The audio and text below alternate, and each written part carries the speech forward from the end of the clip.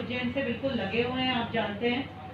और वैसे तो हमारी स्थिति अभी बहुत ठीक है, 31 आज आए हैं, पर आपसे आग्रह है कि जो लॉकडाउन की रूपरेखा आप इंदौर और उज्जैन के लिए लागू होगी वही हमें भी करने की इजाज़त हो, क्योंकि हम प्रिकॉशनरी तौर पे चाहेंगे कि क्योंकि हम इतना जुड़े हुए हैं, आवाजाही बहुत है देवास में इंदौर से लोगों की, तो उसको प्रिकॉशनरी तौर पे इसको आपसे मांगती हूँ मैं। दूसरा, अमलतास एक हमारा केवल एकमात्र साधन है जहाँ हमारे पेशेंट्स जाते हैं, तो बहुत सारे जिलों के आपने उनमें जोड़े हैं अभी, तो मेरा आग्रह है कि हमारे कुछ बेड्स वहाँ पे देवास के लिए अगर आप रख लें, 50 हमें आईसीयू के बेड्स मिल जाएं और 100 ऑक्सीजन बेड्स मिल जाते हैं अमलतास में, तो हम लोग थोड़ा सा सिक्योर महसूस करेंगे, क्योंकि हमारा एमजी हॉस्पिटल भरा हुआ है अभी, और क्योंकि जो आंकड़े दिख रहे हैं उससे ज़्यादा ही प्राइवेटली ट्रीटमेंट और आइसोलेशन में है। रेमडेसिविर और ऑक्सीजन का तो सभी दूर की प्रॉब्लम है, आपको मालूम है, रिपीट नहीं करना चाहूँगी, पर कल केवल 18 इंजेक्शन मिले हैं। हम लोगों को कम से कम 60 इंजेक्शन की बहुत ज़रूरत है, बहुत क्रिटिकल पेशेंट 60 हैं, तो एक कुछ आंकड़ा आप अगर तय कर देते हैं कि 50 हो या 100 इंजेक्शन देवास के लिए और ऑक्सीजन हमारे लिए अगर रिजर्व हो जाते हैं तो रिलीफ हो जाएगा हमारे लिए।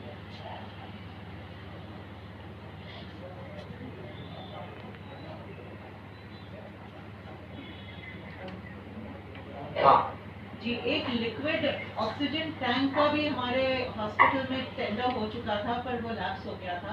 आपसे आग्रह है अगर वो हो जाता है तो टैंक्स नहीं मंगाने पड़ेंगे, वहीं से पाइपलाइन से सप्लाई हो पाएगी।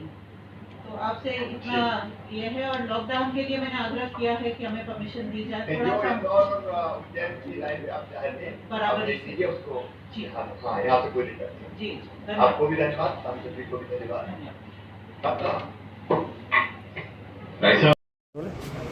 राज्य विभाग क्राइसिस मैनेजमेंट की बैठक में थी, चूंकि इंदौर उज्जैन में 7 दिन का लॉकडाउन बढ़ाया गया है, देवास के लिए क्या निर्णय लिया गया है?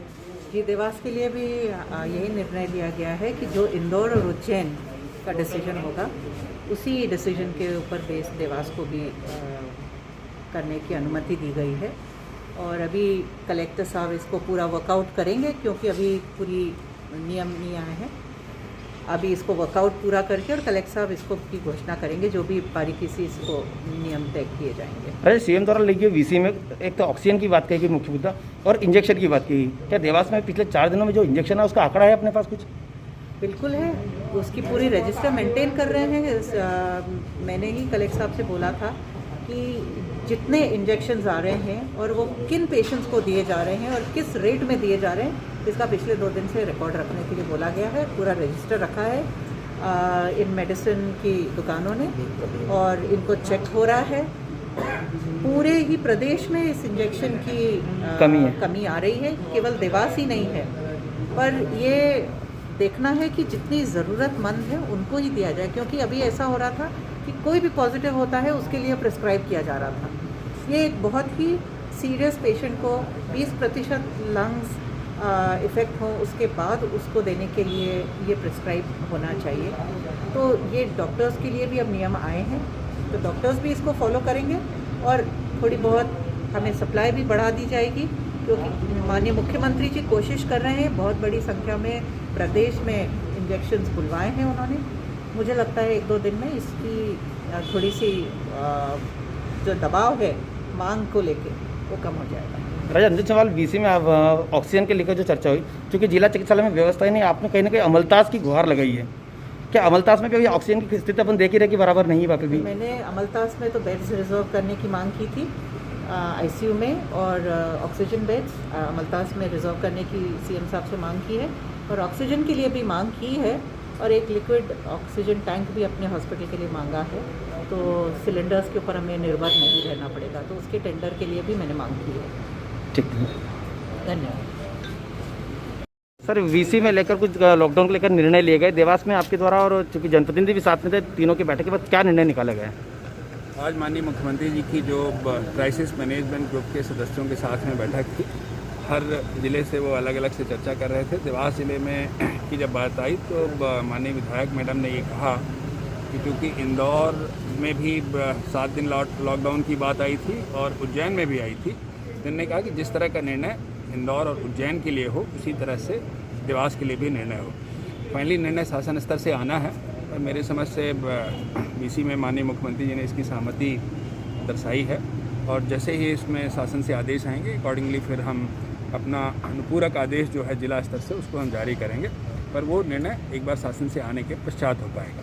सर, जिस तरह से आप बता रहे हैं कि इंदौर उज्जैन के शासन से निर्देश आने के उस पर फॉलो किया जाएगा, क्योंकि इंदौर और उज्जैन से देवास का प्रशासनिक मामला भी अप डाउन करता है, क्या मानते हैं इस चीज़ को?